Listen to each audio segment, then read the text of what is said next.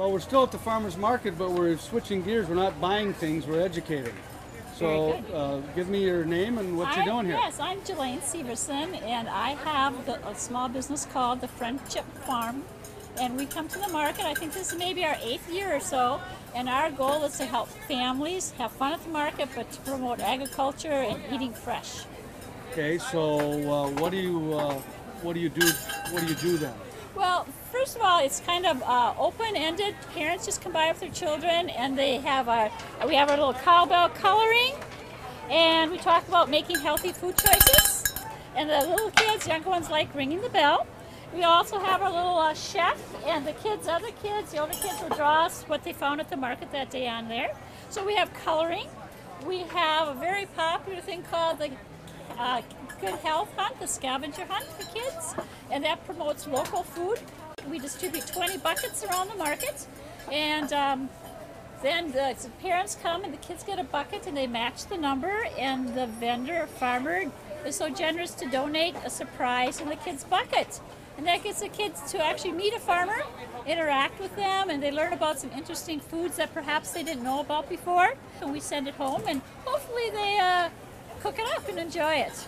So what has changed about who comes to the market? What, that disconnect to their food source? What do you find going on these days? Well, I'm finding that parents are very excited and they're very concerned about what the kids eat. And I think they're interested in having kids eat local, eat it fresh, the less processing the better. And one of the things we also do is story time, and we kind of carry the theme over. It's called Shake Up Your Plate Story Time. And the kids learn a little bit about healthy eating, and we refer them to the choosemyplate.gov website. And so that story talks about making good food choices. And then we follow up, which is always fun, with a little cooking school. And this week we're featuring a Buffalo Burger market meal, and all the things you see here came from the market. And then we talk a little bit about